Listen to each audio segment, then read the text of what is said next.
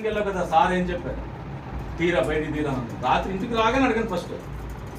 అది ఏం చేయాలి, రేపు మార్నింగ్ రివిజన్ చేయాలి. ఇప్పుడు మనం అనుకుంటాం స్కూల్లో టాపర్, స్టేట్లో టాపర్ అంటే ఎక్కడి నుంచో రాదు, మన నుంచి వస్తారు. ఎవరైతే క్లాస్లో చెప్పింది ఇంటికి వెళ్ళి రివిజన్ చేయాలి.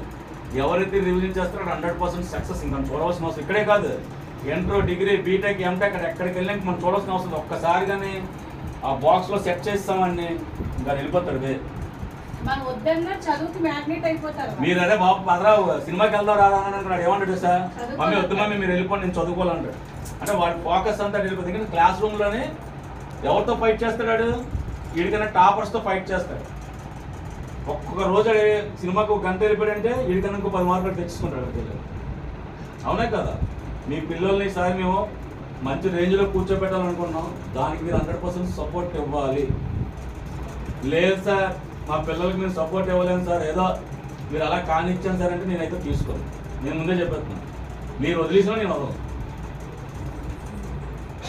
ఇది మాత్రం వాస్తవం. మీరు కొంచెం పట్టుకోవాలి.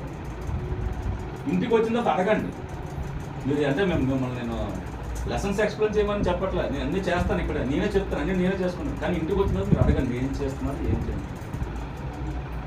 ఆ విషయంలో మాత్రం మీరు పట్టుకోకపోతే కొంచెం ఏం లేదండి. ఏదో సాయంత్రం చూసా ఏదో చేతులు కాలిన తర్వాత ఆకులు పట్టు